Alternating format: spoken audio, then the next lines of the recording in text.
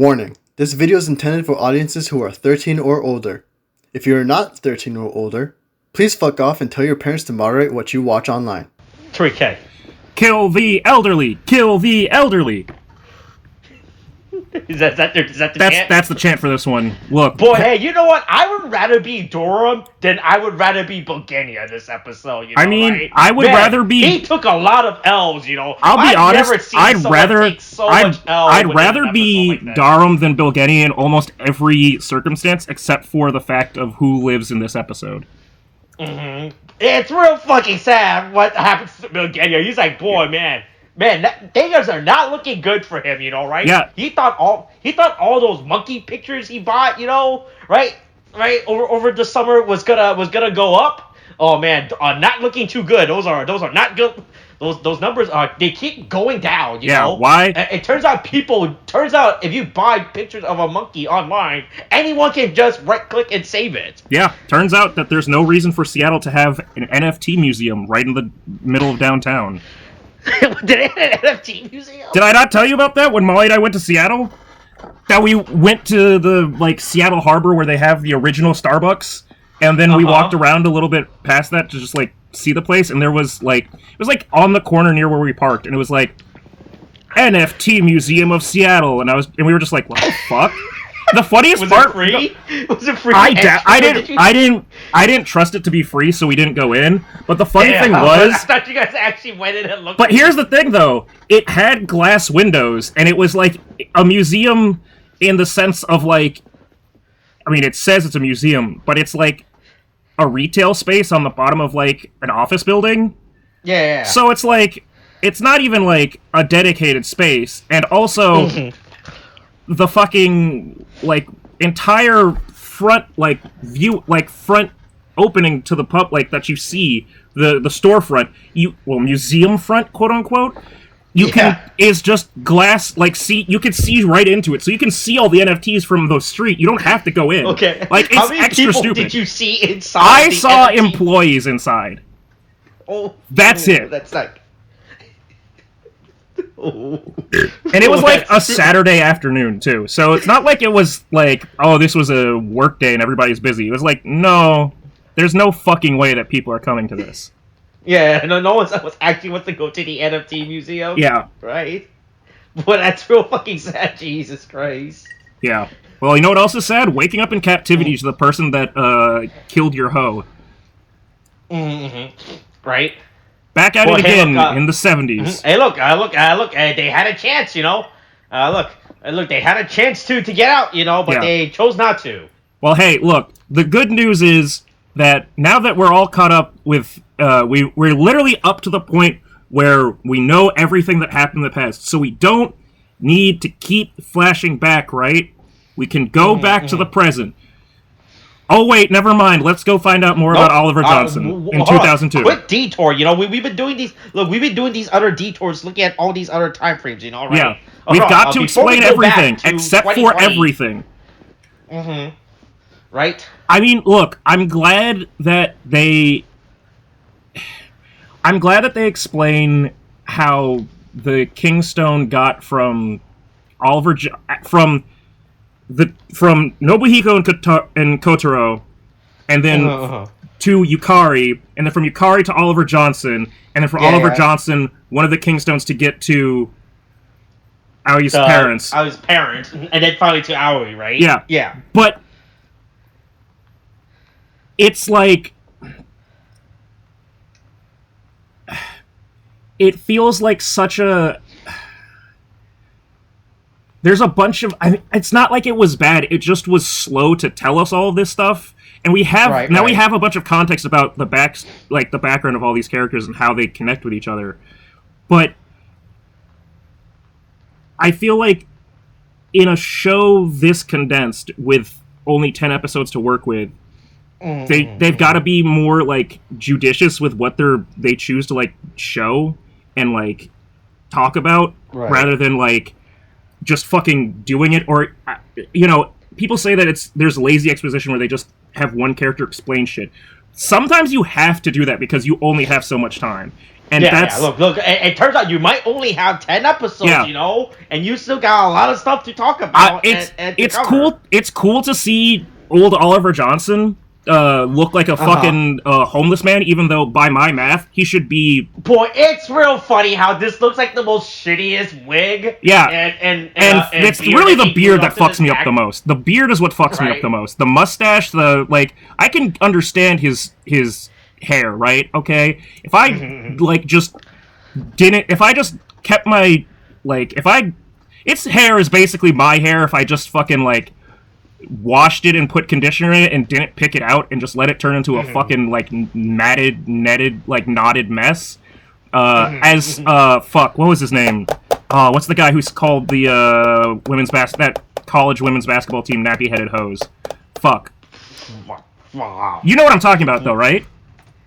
Maybe? Okay, hold on. I'm gonna go. Okay.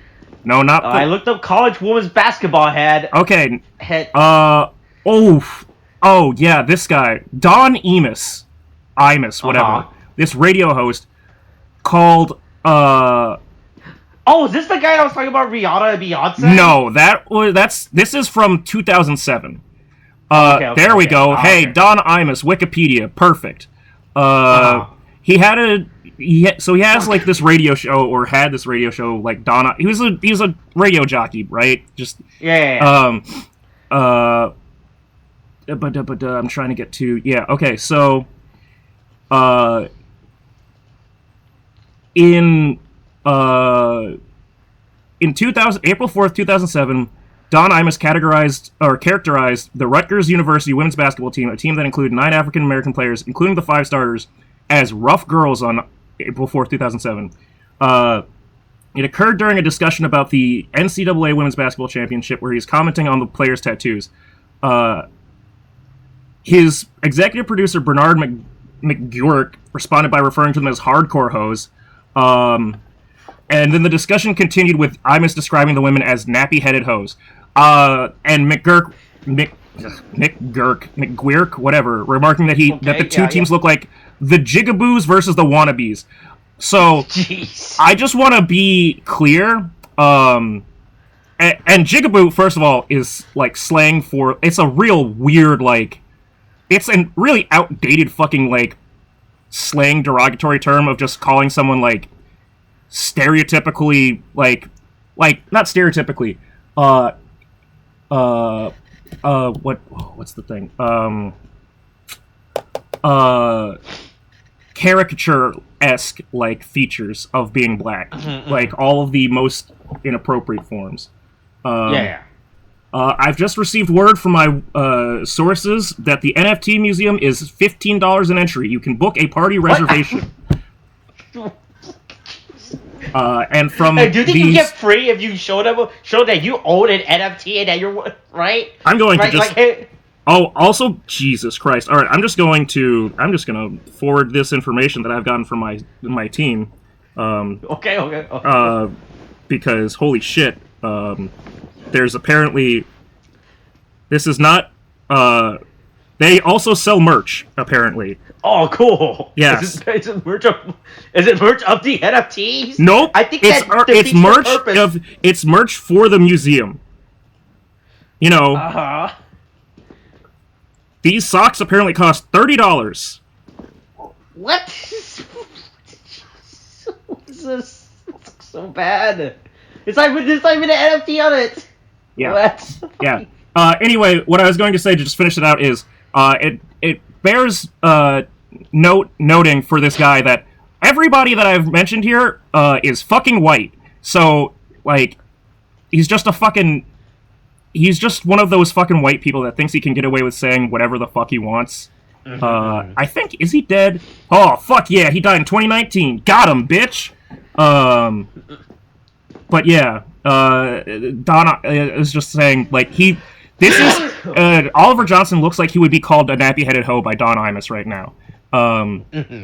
But anyway, again, this feels like something that could have just been, explained by Aoi talking about her parents and showing just a montage of them walking up to Oliver Johnson and him handing them the I rock. mean, the problem is she wouldn't know that they got it from her, right? I mean, well, but she clearly, because she goes to Right, the she doesn't church know where later she on. got the rock from, But she right? gets the church. Well, she doesn't know the importance of the rock. Yeah. But like, if she had said my parents got this from someone named Oliver Johnson, and they just showed old Oliver Johnson handing it to her parents, like, and then maybe they have one bit, like one line of him saying, "Please protect these kingstones," like for like to fight the Creation King. And so we have this like 5-6 minute like long like moment where we learn like he's part of an organization and this woman that runs the church and blah blah blah, and his clearly like mixed race black Japanese son like in the background, like that, like it's great that we like cool, awesome. I'm glad this guy's getting his like, hey, get your money, get your screen time, say your lines.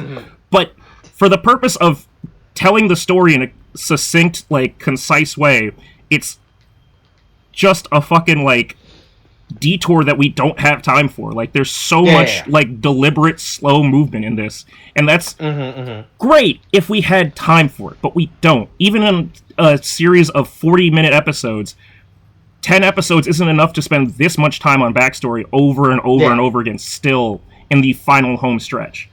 But hey, anyway, we're back to the present where everything's sad for Nobuhiko because he found out his entire life's a lie, and he's a weak little bitch, and he can't save anybody or fight anybody. So he's going back to the capital with his motorcycle. He's like, boy, he's like, man, maybe it turns out having a bunch of teenage boys to invade a building wasn't the smartest idea, right? Look, maybe canonically, I probably should have thought that out better, you know. I mean, canonically in this. Well, I mean, who knows what the world is in this, but it's like, hey, he probably just got really inspired by Gundam Iron-Blooded Orphans, which came out in 2015, so he was man, children are the world. Oh, wait, he wouldn't have been able to see that. He was in fucking prison. Right. So I wonder where he got the idea for child soldiers. Because the other funny thing about his whole, like, Lost Boys attack, right, is that there are clearly adult kaijin that like he was addressing that day, but for some reason only the children. Like that should have been a red flag to him, honestly, of just like, maybe I should take pause. Literally no other like grown adult is siding with me and thinks that this is what I'm doing is a good idea. Maybe I should like take like pause and figure out what's wrong with my plan. Right. But hey, he confronts the Gorgum 3 and is like, take me to your leader. Hey, look. I learned my problem. Put me in. Yeah. Put me in. I've come to discuss the terms of my surrender. Right. I'm here to join the team now. Yeah. You know, I'm a team player now. You can totally trust me. I won't do anything bad at all. Everything's gonna stay the same. I can be the House Speaker, please. Yeah. Anyway. Turns out Komori is like the one that's the founder of Gorgum. What? Just Komori is such a weird character, right? Like he's playing both sides, so he always comes out on top, but he always keeps getting like kicked around. His transformation makes no fucking sense. We see it again this episode where his human skin is still stuck to his kaijin form. Yeah, like when he flies like he's like got shot in the wing, like. Right, like, boy, look, he still had not perfected the art of flying after all these years. Yeah. You know? He's like, it's still a work in progress. Like, he's gotta figure it out at some point, you know, right? It's like, I'm just saying, it seems real fucked for, like... Komori is just this really weird character of, like, I feel like you should be cooler, but you're really not. Like, you're entertaining to an extent, but mostly you just kind of live this sad, like Cricket from Always Sunny existence where you're just getting shit on all the time. Right. But that's why I guess he's bonding with fucking Nick, of all people, who, I wonder if Nick has any further significance to the show, other than just being around and helping get Aoi's parents killed. Anyway, also, Also, Koromori doesn't want anyone else to be a bat kaijin. Apparently, Yeah, he's like, oh no, listen, I'm the bat you can kaijin. only... Listen, I call dibs on the bat, alright? Right? I've already, right? Hey, look, there can only be one bat in town, you know, right? Yeah. I've already claimed it, you know, right? There could be multiple of everything else except a bat, you know, right? Right? Once again, the bat, the kaijin, process, still very confusing, you know, I mean, it right? seems like it's infusing the DNA, like, they have to take the DNA of some animal Yeah. and infuse it into Put in whatever that rock that they weird shove into blue them. liquid, yeah. right? Yeah, and then they just give put them in some your fucking stomach. Creation King extract. Mhm. But like, Yeah. there's no way that he could truly have had control over who could become a bat. And I doubt that even with his ties to Gorgum that he would know or have record of every single person that could have been turned into a bat. But especially when we learned that it's genetics afterwards. But as far as we know, right? I can't think of I saw a bat kaijin somewhere in like the crowd somewhere in any of these moments where they show other kaijin. So maybe he just like turned into a bat and then smashed the fucking container and said, "No more bats for you." Right, or you think it's just like within the general group, like within our little gang of group, you know, of people. Like I'm the one that can be a bat, you know, right? Or no one else could be a bat. I claim, right? It's like when you play Power Ranger as a kid. Right? There can You say, only be I'm one the Red Ranger. Yeah, you can't. Right? Yeah, there can't be two Red Rangers. Yeah, but what if? Right? You think it's like that? More like he was like, oh yeah, no, I claim the bat. I feel like within our the group, only other thing I can think of other than that is that they saw Komori transform and they went, "Never again. No, this is wrong. We tried. Bats not a thing. That's not gonna work." Yeah, his skin keeps being stuck to his bats, his skin keeps being stuck to his fur. Right. Yeah. But yeah, so Kujira also shows up with the last jar of Creation King extract. You'd think that the first fucking thought is not, oh, you can become a kaijin with this? Maybe we should pour some of that down the fucking gullet of our goddamn barely, like, in and out of consciousness fucking hero, Kotaro, because maybe that will help him. Like, yeah, maybe he needs it more, you know. Yeah, we know that. Is that like he was bleeding to death and now he's in a perpetual coma right now? Right? Yeah. Right? It's like, boy, hey, look. But Nick is like, hey, look, I promise, look, I could become a grasshopper. I want to be a Kamen Rider. It's like, listen. Right? Like, hey, look, I brought you this girl, you know, right? Look, you need to keep your end of the bargain, you know, yeah, right? Why won't anybody turn me into a grasshopper? Also, all right, I've done so much already. Yeah, I've helped out so much. I only got one girl's mother. If anyone who has ever suffered more than me, if there's anyone that has suffered more than anyone else, I'm the one that suffered the most right now. So I need to become a kaijin. I'm the only person in the group that's not a kaijin, and I feel left out. I'm sorry, but like... Sorry, Nick. Gaijin can't be kaijin. Sorry. Jesus. Nomi decides to... Aoi's sad about her dead parents because they're dead. Yeah. And Nomi decides to try to console her. I'm so... There's... Aoi's been through a lot, but, like... Right. I really don't know if, like, I should give her credit for how well-adjusted she is to, like, all these things happening to her, and, like, being able to be chill with people. Real fast, yeah, being able to be chill with people, like, I mean, she's clearly, like, very quickly, you know, sort of... adjusting? Yeah, but I was gonna say, been, like, clinging to, like, Kotaro because, like, he saved her, and that's one thing, right? But the fact that she's just chill with Nomi after he, like, participated in her, like, transformation to a kaijin and, like, was a part of this plan that led to her mother getting killed, and it's like, oh, you gave... Also the one that caused her dad to die. Yeah, turned her dad into a fucking crab man that had to come out to attack her. And, boy, hey, still don't know what happened to that arm, you know. It was working with Bogenia. Yeah. That arm's still chilling somewhere, you know. Hey, look. Crack that open. Get some Old Bay butter. have yourself a crab off. As long as they don't check out gun. Look, check out gun the crab it's are, right? all claw. All right, that's the best part of the crab, in my opinion. Okay, you got the claw, crack it open, boom, nice full crab meat. Yeah. Anyway, turns out Ali's mom gave fucking Nomi a key and was like, "Tell my story." She had it in her fucking mouth the entire time. I was surprised she didn't like crack open a like break a tooth off in her mouth or something. But like maybe she just had it. The only thing I can think of is like braces or something, where it's like you can have like wiring up at the roof of your mouth, and like you can like she could slide shit up. I've never had braces, so I wouldn't know. I'm just assuming that that's how it would work. Right, but you would still like the process like this though. I mean, it's not like a small key. I mean, it's also not a big. It's not a big key. I mean, once you see like the actual like insert part of it, it's very small. It's a very small bit of a key. I mean, the key, the teeth of the key is small, but the whole back of it. Yeah, the whole back of it looks. At first, I thought she just was spitting out a fucking bottle, like a soda can tab. Yeah. And I was like, boy, I sure hope that's attached to like a micro SD card.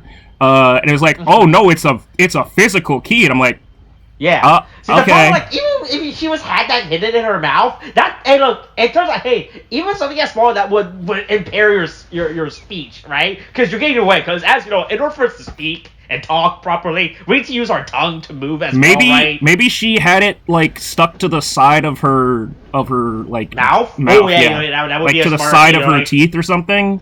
I don't know. It's a really weird thing, but like I guess it was something that she had just in case. The only thing I could think of with that whole exchange was just that scene in Spy Kids where they fucking snap their teeth out of their mouths because they have tracers in it. I'm like, oh fuck. Right, but it's a small teeth, yeah. Hey, look, Aoi gets the key from her mom. Yeah, right? And she's gonna go find the truth. Cleaned it. Yeah, cleaned it. I mean, he put a string on it. It's been like staying out there. He only like licked it and sniffed it for a little bit. Also, by the way, still can't tell what the manga is behind Aoi. Oh yeah, I felt like this was the closest we got to actually seeing it. Like to the tab. Yeah, right? but it's like, yep. I can't even tell what. Like, boy, I can't even tell what publishing company it's from. Like, that's the real thing. Because if it was from publishing company, I could look through stuff that's like, you know, got. Oh, by the way, whoever owns this collection does not own Volume 1. Apparently, I'm looking at this. I see Volume 2, 3. Oh, you can actually decipher the numbers because it's all. Oh wait, I see a 4. Okay, yeah. No. I think 2 is behind the. I think it's covered by the division of the shelf. Because it looks like there's a little bit more of a book like in front of the second one. It's just you're right, like yeah. It's just like because of the way that the camera maybe that's the real mystery of Kamen Rider Black Sun, you know, right? I mean, not the conspiracy of the Kaijin or the rights of the Kaijin. I've gotta know. You know, right? It's the mystery. It's the mystery of what are these mangas, you know? Yeah, right? Hold on. I just thought about it because Black did have a manga. But there's no way it had. Fuck, what is this? Like up to at least like volume. Let's see. Hold on. 13 or something. Black had. Okay, so Black had 9 volumes. Okay. Yeah, this definitely goes like. Well, it looks like it's all over the. I don't know. What there's, if we're counting the one that's behind the like divisions, 1, 2, 3, 4, 5, 6, 7, 8, 9, 10. It's like there's an 11th one that's pushed back or pushed forward. 12, 13, 14. Something like 14 volumes of a manga. Let's see. Did RX have a fucking... did RX have a manga? Probably... it had a manga. It was 8 volumes. Maybe, I don't know. Um, I just, I don't know. That's the only thing I can think of as, uh, is the only thing I can think of for what it could be. But maybe it's just fucking the other thing I thought of that it might be is just fucking Captain Tsubasa. I don't know. I don't know why I think that. It just looks like the colors, like everybody. Because I'm looking at I guess they're numbers, but at first I thought they were uniforms, so I thought they were just wearing like the soccer uniform from fucking Captain Tsubasa. Right. But yeah, hey. Also, less important, Kotaro opens his eyes finally. Yeah. Doesn't fix his leg, but his eyes are open. Yeah, it's a process, you know. Yeah. Look, It's a healing process. Yeah. You know that famous thing that grasshoppers do, grow legs back after they get broken off? Right. Yeah. Yeah. So Kotaro's like, hey, look, I'm okay. Don't worry about me. Don't worry about me. You know, it's all good. Yeah. And she says, "I'll kill everyone who ever hurt you, dad / potential like." Again, she's really like imprinted by him, and he's just like, "I saved you like because I took." He was trying to kill her as a job initially, so that he could get his ketamine. And then he wound up seeing someone else try to kill her, killed him, and then took her. And then she just went, "You're my dad now. Like, you're my new dad. Like, I will stay with you." Hey, and you think Kotaro's seen the Mandalorian in this universe? You think the Mandalorian? Well, Kotaro. See, that's the thing. Kotaro probably has seen all this stuff from his fucking like meth bus that's out in the middle of nowhere. He's probably kept up with all the shows because he's got all the time in the world once he's on ketamine. He's tripping on that Special K. He's fucking watching all the good shit. He's like fucking Pedro Pascal. That's my favorite fucking actor. Yo, Grogu fucking. He's like Grogu fucking rocks. Oh my god, am I the Mandalorian? Hey. Yeah. Oh boy, you think that's what he brings? I was like, hey, how about that Baby Yoda? That's what you kids are into, right? Yeah. Right? It's like if he just when he just strokes her face, do you think he went Grogu? Like, and she went, "What the fuck's a Grogu?" He's like, "The child." And then he just passed out. Does that make Nobuhiko Boba Fett?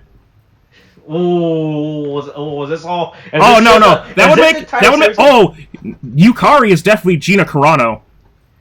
You think she's cool, and then she betrays you. Right? Hey, but don't worry, you know, right? Then after she makes $803 at the box office. $803? Yeah. $803. How much? $803 total dollars? Yep. Oh. How much was it? Oh boy, the week does that list the box office revenue for what? Gina Carano's new movie. What was that movie? With the Daily Wire. I'm sorry. It was $804 apparently. What is this? What is this movie? Terror on the Perry. Oh, Terror on the. Okay, 2022. Yeesh. Yeah, and then it turns out all the conservative Republicans hate this movie because it depicts a strong female character, something they don't want in their movie. So, they think this movie is too woke, which is real funny though. Jesus. Yeah, boy, look. Look. It's released on the. Wait, does the Daily Wire have a streaming service? Yes, I think that's where they. That's what it says, but I'm just like, that's. I've just never knew that it had a fucking. I didn't know that it also streamed premiere video on demand content. Hey, look, how else are you gonna watch Terror on the Perry after you watch it? You know, right? After you watch it in theaters, you're like, man, that was a good movie. I'm gonna go home and subscribe to the Daily so I can rewatch this on the VOD, you know, right? Yeah, oh, God. Yeah, $804 is how it made. Hey, look, he could be raking that Star Wars money now, you know, right? Yeesh. The film was released theatrically only in the United Arab Emirates and Russia. What is that? I didn't realize that. Fuck. Oh, that's even fucking worse. Well, hey, at least it earned technically that you could say it debuted internationally, where it earned a total of $13,115. God. Oh. That's more. Hey, that's more than the domestic box office, if anything. If you think about it. God, this is. Yeah, hey, things not looking good for Darum. You know, he's like, oh, hey, look, I don't think we should just let some guy come in. Why are we allowing him? Why are we pretending that he's he's gonna be cool with us? He just tried to kill our god. Yeah, were you not there when his army of 15-year-olds stormed our building? Yeah, they've set off within the same day, right? Like this is literally this is the day after. This would be. Oh, is this the day? Because it is the day. Because it would be. They raided the building. They all escaped. Yeah. Shunsuke went out, got curb stomped to death. Fucking Nobuhiko went to was walking around in the slum and then saw Nobuhiko's dead body. And then I think that night went there, and now it's the morning after, of him showing up. I mean, it might have been a full 24 hours. But I think it is a different, if you look at it on the calendar, a different day. But yes. Yeah. But yeah, hey, everybody, drink the sake cups of victory because we're clearly winning. We're all good. Mm-hmm. Look, we showed those 15-year-old kids. Yeah, we defeated the 15-year-old kids, and we have their leader prisoner. Wait, Bilgenia, why are you angry? Why are you not? What are you doing? Again, Bilgenia has been this kind of enigma in terms of his motivation, and we do finally get an answer to that within this episode, but it feels so I mean, I guess a lot can change over 50 years, right? For the last 50 years, I guess he's proven himself to be allied with Gorgum, so long as he's working for Donami. But the fact that he's allowed to just be such a central character within the organization is such a wild thing to me, because it's like if in 50 years Marjorie Taylor Greene or Lauren Boebert was the leader of the DN, not even the leader of the DNC, but if she was just one of the strongest running candidates for the Democratic Party, for president or something, it just what? Why are you, something has drastically changed for you to get this much good faith, and clearly, just like Lauren Boebert would be, it was poorly put in good faith, because Bilgenia still clearly has fucking reservations and anger about shit. And luckily, hey, there's a new leader in charge. It's Sexy Smooth Shadow Moon and his new Sexy Smooth Kamen Rider pose. Did you notice anything about... Did you notice stuff about the Kamen Rider transformation and also his suit? Yeah, he's missing his the antenna. He's missing the arm that he ripped off to fight against Bisham. Yeah. The same way that fucking Kotaro is missing his left arm that he used to fight against Bilgenia.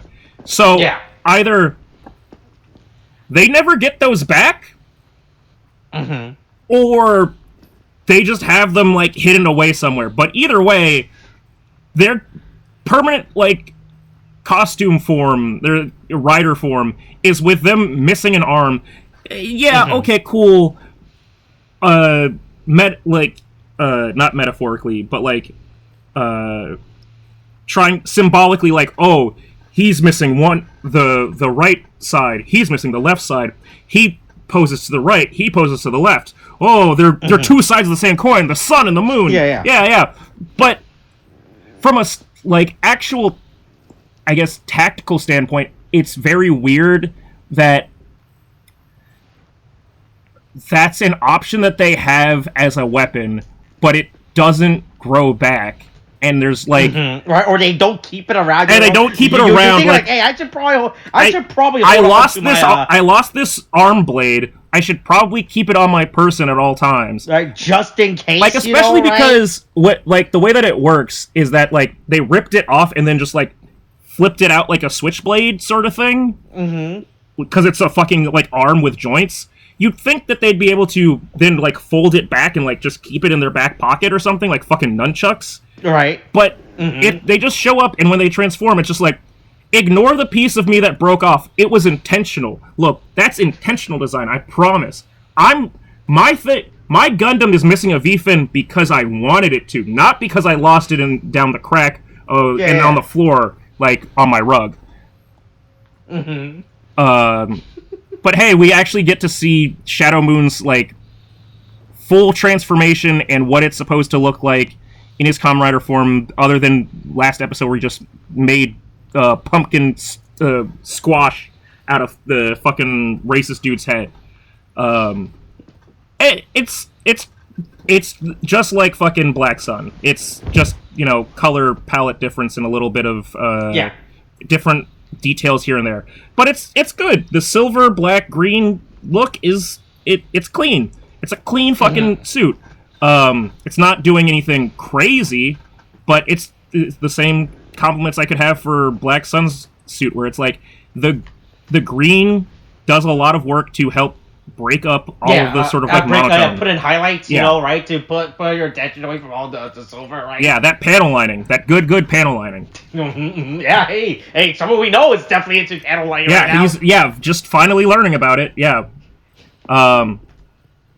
Anyway, so it's time to start a riot, and it's hey, look, I will be your leader now, right? And I'm just gonna walk in, and everybody just kind of goes, I guess he's our leader now, and fucking tells Dom to fuck off.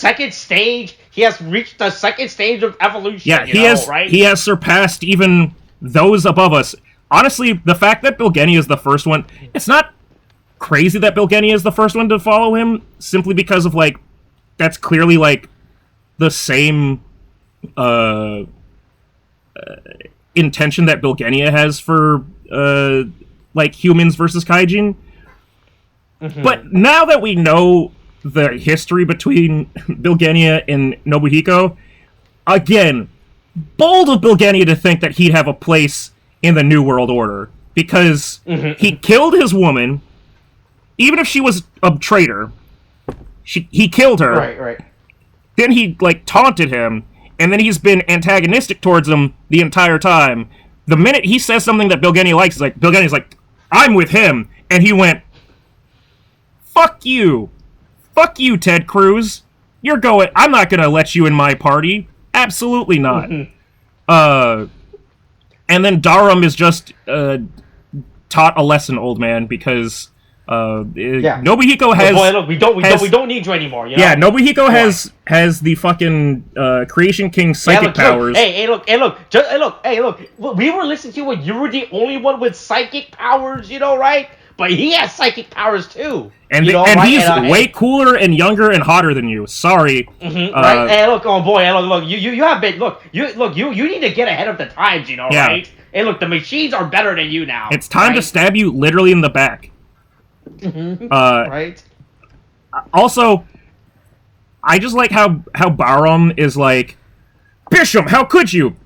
Barum, you watched her do it. She literally took fucking Bilgenia's sword and ran it through Darum, and you just stood there and went, oh no, stop, she's attacking. I mean, I'm not saying this out loud. I'm not giving fucking Darum a chance to fucking respond to it, but oh no, it's so bad. You don't really get to complain to someone if you're not going to, like, give them a warning of, hey, stop it, don't do that. Look out, you're about to get stabbed in the fucking back, you dumb piece of shit. But hey, yeah, turns out that it's always been, that it was originally Bilgenia and Nobuhiko trapped in the Bad Touch dungeon. And Donami said, hey, if you bite off your tongue, then you've proven yourself to me. I'll take whichever one of you haggard-looking, motherfuckers that just doesn't, like, shave or cut their hair or take care of themselves because they can't, they're just hanging here. I'll take whoever, like, I would say I put a knife in between you, and whoever comes out, like, alive is the winner. But I don't want to risk letting either of you free, so, whoever bites off their tongue first, fuck it. And it's just like, oh, cool, right, you're the most dedicated, you bit off your tongue. That'll do it, I'll take that one. Mm-hmm. Look, I need to build an army, and I'll take a look. Hey, look. Maybe this will be a better initiation than my last plan to get people into my army. You know, right? Yeah. Right. Maybe my last plan wasn't working out. Maybe this plan I'm gonna do is better, and I'll get people in. You know, right? Yeah. Yeah. Anyway, yeah. Of course, fucking Nobuhiko fucking rejects Bilgenia because fuck Bilgenia. Why on earth would he fucking have accepted Bilgenia's, like, allegiance? No, absolutely not. He fucking Darth Vader force chokes the shit out of him, throws him away. He goes, get your cripple ass out of here. You go back, hang out with the Prime Minister, you little bitch. Take your cool little sword and your bloody face. Yeah, go fucking figure that shit out. Also, they commit a mild hate crime by taking the little person away and putting him in prison, because that's real fucked up. He was the traitor, you know, right? They got rid of the traitor. I'm just saying, like, again, there's a lot of things that this show is trying to talk about in terms of prejudice, and it's very casually ignoring the, like, surface level prejudice that happens to a lot of people, and it's instead like, oh, well, the Kaijins. And it's like, yeah, the closest we've got to actually talking about prejudice is Oliver Johnson saying, you know, I'm here because I dealt with prejudice too, because I'm a fucking black person, right? Like, I side with the Kaijin because I fucking have been through this shit. Like, I'm not gonna, like... Yeah, I've seen this happen before. Yeah, you know, I'm not gonna fucking, like... there's no fucking way I'm gonna, like, be an asshole to the Kaijin, because... that would be fucking hypocritical. I'm, like, I am also a victim of discrimination. You'd think Barum would be, like, would also get to have sort of that arc, but instead he's just like, alright, put the little person in the bag and throw him down into the murder dungeon. It's like, oh, why? That seems like a waste of a character's, like, entire, like, there could have been a whole narrative there that would have been really great, but again, we decided to spend a bunch of a bunch of screen time minutes on let's explain in laborious detail every bit of backstory about the 1970s and how we got here. Sure, I guess. Anyway,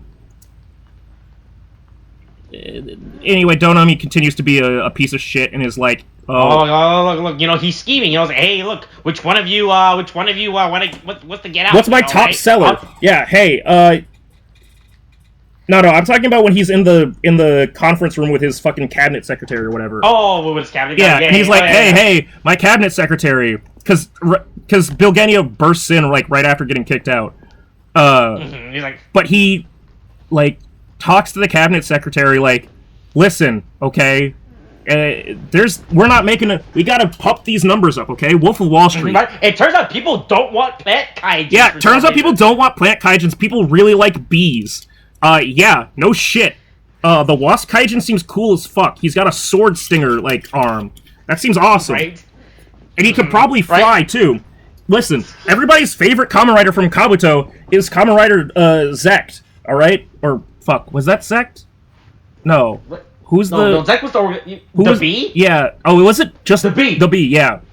Yeah. Okay, His name was Kamen Rider TheBee. I was about to say, They thought, boy, hey, look, whoever at Toei that day when they were workshopping all the riders name for Kabuto, like, fuck, what do we call TheBee Kamen Rider? TheBee. Right? You think a guy just leaned back in his chair, took a deep breath, and and then he just sat there silent for 10 seconds before leaning forward and said TheBee, and then everyone at the office was like, oh fuck. Wait, why didn't we think of that? I want to imagine that it was like that, but he leaned back, looked at a picture of his daughter and wife, and then looked down at the shackles around his ankles and went, TheBee, and they went, all right, sure, fine, you can go home now. And he went, oh, thank God. Hey, by the way, his device is expensive for me to find for some fucking reason. I've always thought TheBee was the coolest rider. Yeah, that's what I was saying. TheBee was actually the one that I guess that's why I think I keep thinking he's Kamen Rider Zect. I don't know why. I guess just because there was the Zect Troopers, right? Mm-hmm, yeah. Okay, that's what it is. It's because he had the Zect Troopers and he was TheBee. That's why. I get it blurred. But yeah, that was pretty great. It's just it was just the coolest fucking rider of the and I'm looking back at it. I actually want to look at his fucking I want to look at what the before the cast off form was. What's the bees? Anyway, continue. I'm looking at B. All right, yeah. Oh, yeah. Then it turns out lizard kaijin expensive as well for some. Oh yeah, it looked weird as shit. That's right. Yeah. All the masked forms before cast off look fucking bulky as shit. But anyway, yeah. Hey, lizards and bees. Everybody likes lizards and bees. Right, look, everybody, look. Those are the main sellers, right? We gotta get these numbers up. It turns out that Donami's not actually a kaijin seller. He's just an executive at Toei. They just took the script of someone looking at the numbers on what the most popular villain characters are. Mm-hmm. Right, just oh yeah, perfect. Yeah. Right. Yeah. Anyway, Donami really thinks that he's the shit and can just kick people because he's got all this power. But I gotta tell you, that seems like a real fucking arrogant take to have. So he sends Bilgeni on his way to go fucking figure stuff out. Boy, hey, look, you failed, bigger. Yeah. Boy, hey, look, you lost your arm. Hey, look, be glad you did not lose another arm. Yeah, right? if only the only reason you haven't lost another arm is because I still need you to be useful to me. And that being said, the scene that happens next with Bilgenia might be my favorite scene almost in the entire show. Because how he comes back home, sees that Shunsuke's they're having a funeral for Shunsuke. There's this whole incredible, this is an incredibly upsetting moment of the police barging in and trying to disrupt the family's peace. With our favorite police officer. Yeah, our favorite police officer that's supposed to be a good. He was supposed to be a good guy. I don't think we still know his name by this point. I'm going ahead to let's see. Check the cast. Do they list it? They list him in there. I don't see him listed. I see Nomi listed. I see Komori listed. Kujira, Bisham. Right, I looked at the cast. I was trying to figure out a name I didn't recognize. Yeah, right? no, he's definitely not listed on any of the regular ones. I don't know if he was listed beforehand, but he's supposed to be this good guy of he's trying to help or at least be the. But once again, according to this, is Kazuya Kurukawa. Okay, well that's great, but I mean he's truly the embodiment of ACAB, right? He is. No matter the fact that he's supposed to be one of the better ones. Right? He's still an asshole and not being, polite and not actually doing anything to change the system. I thought he was supposed to be, our inside man. Yeah, he seemed like he was supposed to be our, sympathetic, the guy who's oh, well, hey, look, just because I'm part of the Kaijin, I'm the leader of the... Doesn't mean I hate the Kaijins, right? Just because I'm the leader of the police, or just because I'm working, in the police, doesn't mean I don't have sympathy for the Kaijin. But he is... progressively been less sympathetic by the amount of shit that he's letting go through. And I can't tell if that's on purpose of, they were supposed to mislead us of like, oh, well, cool, we have a police officer guy that's kind of good. And then we're just supposed to learn by the end of it that you can never trust the police. But, like, it's definitely how it feels, because he just barges in, doesn't really, like, have any tact about this, doesn't, like, try to be accommodating or anything, like, or sympathetic, like, to the situation. Like, I do agree, like, right, we're gonna check the autopsy. That's actually a reasonable thing. Like, we'll give you, the body will be returned to you after the autopsy. Like, the only reason the parents are just having, like, a funeral with him like this is because they probably don't trust the police. Rightly so. But it's like, the answer is not barge in and demand the fucking body of their dead child, right? That's a fucking insane thing. Like, if that would, like, the only thing I can think of, and I hate to say it, but it's like,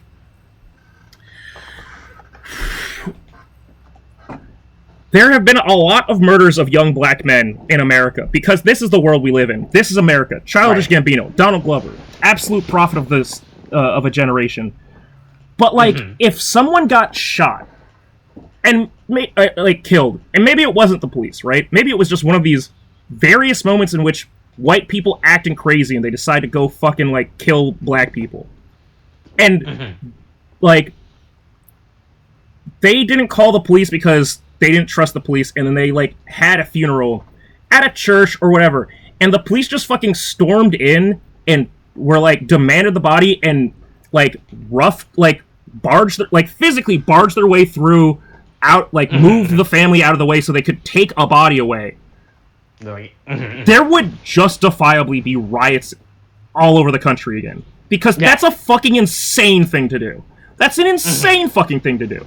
Like, I don't know why they, like, it's one of those things of, like, you look at it as on the playbook or textbook of things that are just definitively, you are doing a bad thing, and the way that you're, like, I understand that you want to get it, like, you're trying to get an objective taken care of, but you're doing it in the textbook bad way. You're doing it in the textbook, way that no one is ever going to let you do. Don't this, you'll put us in bad light. Yeah. We don't need the bad PR, right? Oh, man, I don't know why the rest of the world is, like, treating me hostilely when I keep... Anyway, fuck the police! God damn it, God fucking damn it. I'm not mad about anything else other than the police or anything about storage space of my goddamn computer, and that's not why it's gonna be a weird, janky cut between my voice and anything else. We're always professionals with these recordings, right? That's why whenever we record, we have a second device open in the background to record backup audio, just in case if anything were to happen on the primary audio device we're recording. Yeah, that would be a good idea. That would be a good idea. Do right? You've ever listened to a podcast? They always talk about, from the behind-the-scenes technical standpoint, you always have two device recording just in case, right? Yeah. Talking about having a... Anyway, speaking of having a backup, Bilgenia tries to get the fucking Gorgon party's backup, which is Aoi, to go and become the fucking Creation King and get the Kingstones, and he just gets his fucking ass beat like the bug that he deserves to be. Today is not his day, right? No, today is the... Yeah, but it's... Yeah, well, you know what? You know who's had a worse fucking day or last couple of days? Honestly, a bad week is Aoi just going, fuck you. My mom's dead. Yeah, you killed my mom. Dead too, you turned me into a kaijin. My dad was a crab. My best friend got lynched. Fuck you. I'm gonna slit your fucking throat. She doesn't even transform fully. She just beats him with her mantis claws and holds his neck up. Yeah. She just whips him around. She almost fucking should have given him the middle finger when she showed him the empty hand where the Kingstone should have been. But instead she just decides to beat him on the ground. Doesn't even have the decency to steal his sword. Just says, I'm gonna step on your feet and whip you around and throw you on the ground and fucking leave you to be picked up by the rest of the people that watched you get beaten down by a 14-year-old girl. Fuck you. Get emasculated, you stupid bitch. You're a terrible person. I'll kill you when I feel like it. God damn it. Fuck. Rage. Anger, even. Yeah, look, that was those I know that feeling. Always are going through right now in the show. Yep. Right? Anyway, Kotaro's a fucking cripple in a goddamn wheelchair, and they're living in a goddamn. They're living in an experimental. They're living in a fucking experiment ghetto, trash hut. He's like, Nobuhiko's coming to fight, right? It's like, I'm gonna fight him. Oh Lord, Nobuhiko! It's like The Wire. Oh no, Nobuhiko coming. We're gonna settle this, right? Look. Just because I'm in a wheelchair and I'm missing one leg doesn't mean anything. The playing field is still even out, right? To be fair, actually, now that I think about it, just aside from the joking of it, this abandoned-ass warehouse and, with full of trash and stuff, as much as I made the joke about it being like, oh no, Nobuhiko coming, like The Wire, this does look like it could be an abandoned building in fucking Baltimore. Actually. This is where the man in the Spider-Man, shirt is hanging out with the rest of the bums. And you're like, oh, fuck, I shouldn't have gone down this road. But anyway, meanwhile, fucking Aoi is fucking finding the secrets of her parents' documents. The clues have been hinted out for her, right? Yeah, all the clues are here. How she knew to go to Oliver Johnson's grave, right? Yeah, is it? I mean, I guess the caretaker / potentially Oliver Johnson's widow knew to say oh, if you came here, then your mother must be dead, and she must have given you the key, so you've got to come over here to my either dead husband or dead benefactor's grave. Right. It's so I feel like I definitely missed how she knew to go to the church, right? Right. There's that's the message coded onto the key, right? If you hold it spell a message, go to the T, and she's like, what the fuck does that mean? I hid the truth at the T. I hid all my treasure in one church. Right. It's really confusing how she knew to go to Oliver Johnson's grave. I mean, let's go to she knew to go to the church, right? Right. Yeah. Oh, hey, wait. Also, I can say this for certain. Looking at because they do show a shot of Oliver Johnson's gravestone. Yeah. So he says that he died in 2003 and he was born in 47. So the man was 56, right? Mm-hmm. That is not I understand that some people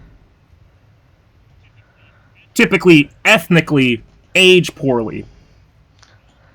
Oliver Johnson does not look like a 56-year-old man. 56-year-old black man. He looks like a 70-year-old black man. Or rather, he looks like a 40-year-old black man dressed as a 70-year-old black man. That is not, unless you were actively homeless and, all of your hair was, dying, you would not have that much gray hair and that fucked up of, hair. Just being a 56-year-old man.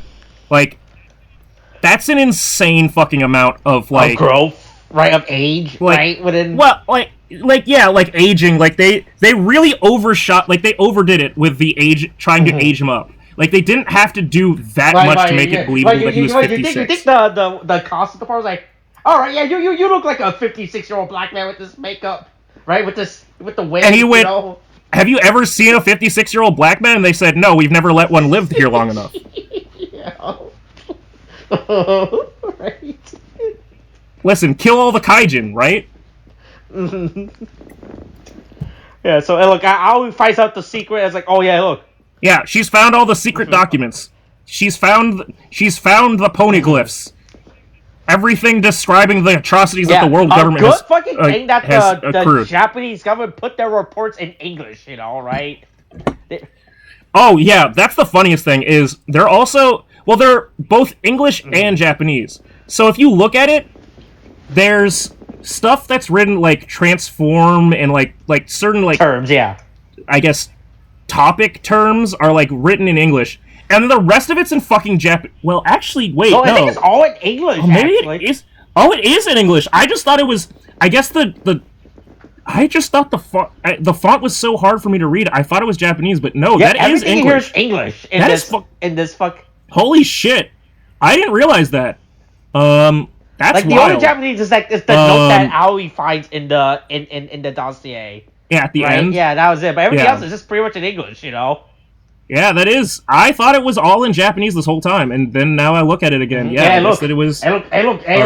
Back then, you know, right? Hey, maybe that's how the Japanese made sure that their plans didn't get found out. If they write in English, right, the enemies won't be able to decipher it. You know, right?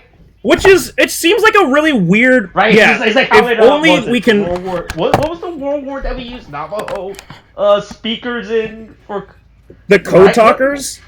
I'm pretty sure that was World War II. That we did that? I'm pretty sure that it was World War II. Japan had to say, oh fuck, let's just get English-speaking people. That way the Americans won't... Yeah, the other countries that aren't full of people that know English will fucking... decipher. They'll never be able to decipher this. Also, that it seems even weirder considering that the narrative is supposed to be that this started around, like, the 40s and, like, during the time of the war, or at least, like, during war / post-war Japan. Post-World War Japan. The idea that, for any reason, post-war Japanese people would keep their would use English as their fundamental, like, scientific language is insane to me. There's no fucking way that they would, like... I know that things were bad for the Japanese after, like, World War II ended, like, you know, like, forcing them to not have a military and all the shit with, like, the Emperor and stuff. But there's no way that they were like, okay, we are conducting secret government experiments so that we can fight back against the white man. Let's use his language to make all of our important documents. That's... What? Why would they do that? The only thing I can think of it actually being that way is that they just wrote lorem ipsum shit in there in English, and they expected the Japanese audience to not be able to understand it. Right, but I'm really looking at it. There's like no, like, everything is just perfectly written in English, or whoever wrote this, like, look. Right, it's not like if I were to like in newspaper, in like movies, right, where you're not supposed to read the text, so you just slap your keyboard down, like, fuck it, that looks like a... Yeah, or there's a bunch of scribbles or something this when it's like in a cartoon. English words in this thing, you know. I mean, there's definitely English words. I don't know how much. There's a considerable amount of effort put into this that I can't tell if. Right, like one of the sentences, most of its specimen is or something, right? Yeah, maybe if I pulled this up on a bigger screen or something. Can I enhance? I cannot enhance. Okay. If I took freeze frames and, like, enhance, maybe I could fucking decipher, but I don't feel like going through the effort for a number of reasons right now, because I've been through a lot of things today. Look, in order for you to enhance something, you're going to need computer processing power to do that, you know, right? You don't have enough space. Well, luckily I just offloaded 18 gigs of it. Oh, god damn it. Fuck, man. I don't have to buy a terabyte. Goddamn. I don't want to add hard... I didn't. No. Hey, look. Sometimes, you know, right? Like, that's the good thing about a terabyte hard drive, right? It's a bonus that you have to spend on, you know, right? Right, you know, right?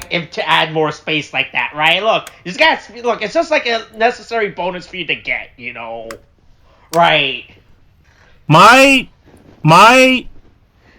Switch has more than half of the total hard drive space in it because I could have used this SD card for my computer, but I wanted it on my Switch, so I put it in my Switch.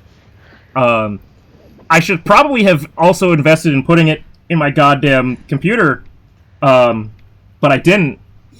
So that's fine. It's never going to bite me in the ass, I say to my past self.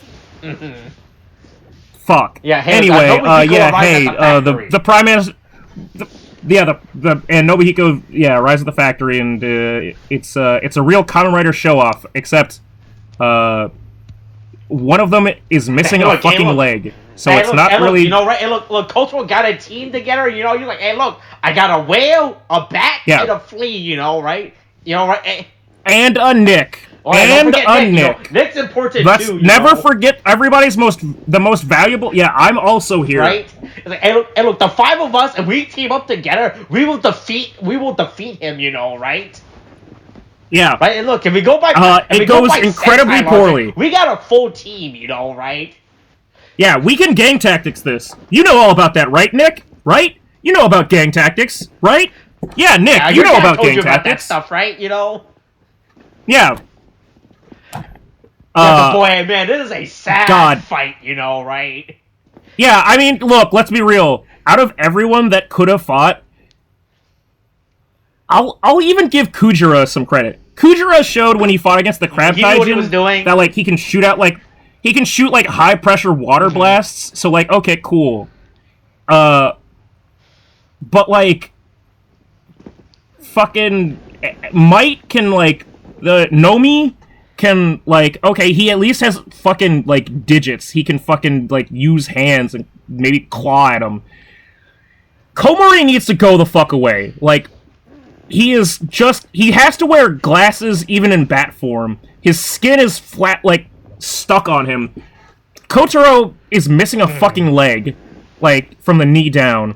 This is a bad fight. This is one young guy, like, this is the revenge of the ketamine fight, where he goes, once again, this episode is fucking, like, how many times do I have to teach you this lesson, old man? All those years of ketamine finally catching up to culture, I was like, oh.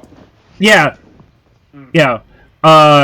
It's also funny because there's some very, I guess, strategic shots of Kotaro while he's like on the ground getting his head kicked in by Nobuhiko, because they only film him from the like slightly below the groin up, or like from the forward like angle, so they don't have to show the suit actors still having a leg, because they can't.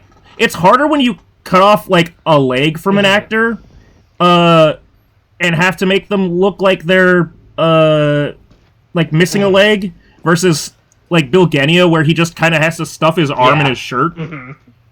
So they just, like, very strategically have him, held, like, positioned so that they can hide his, like, other leg. Right. Yeah. And then the truly sad thing happens, which is a true Dino Fury moment, which I don't say that in any way to be complimentary, where they just play hot potato with the fucking Kingstones to try and get them away from Nobuhiko, and Komori fucking fumbles the ball in the last minute, and he only gets one of them, and he just goes, oh, fuck, and he just hops away and flies, and then Nick fucking helps him by tripping Nobuhiko's leg. It's the most pitiful, like, victory I've ever seen for people. Like, just, we did it. Mission accomplished. He's like, got you. Suck it, you know, right? Yeah, fuck you. Eat my dust. Let's consider a win in our books, you know, right? Yeah. Hey, look, this is all I needed for a win. It doesn't matter if... if I've learned anything... And we ended up with one Kingstone, right? You know, right? Yeah, but he didn't end up with two Kingstones. Listen, it's like Scott Lang said, alright? I don't have to win. You just have to lose. Right? It's real fucking funny, right? But hey, look, yeah, Nobuhiko gets the stone and everything, you know, right? Yeah. Yeah. And then Aoi goes visit the mysterious old man that we've been focusing on for like an episode. Yeah, the old man that just mutters to himself in the lawn. Once again, episode continues to be, how many times do we have to teach you this lesson, old man? Oh wait, this old man is the fucking professor that put stones in children. Oh, that's bad.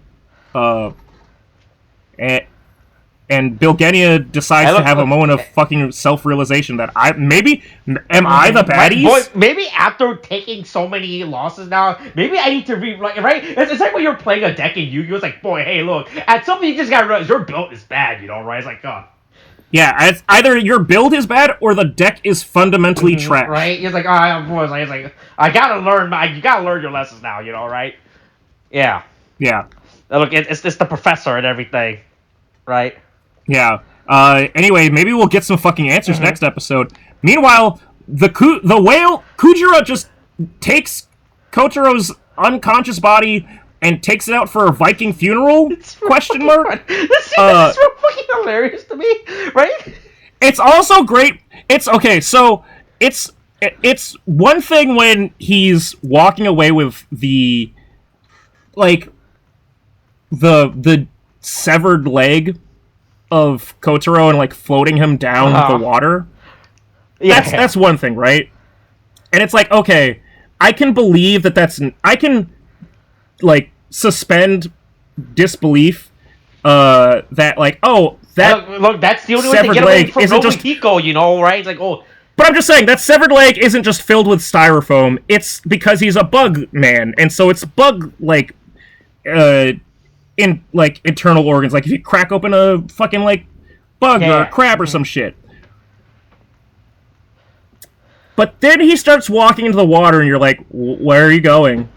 And then he's like fucking dives down and carries him away, and it's like, okay, maybe he's taking him to get help. Fine. The sequence that follows is watching a man in a fucking whale costume, a bad whale costume, swim with his full suit on and having shoes and carrying a bug guy and his detached leg through the water.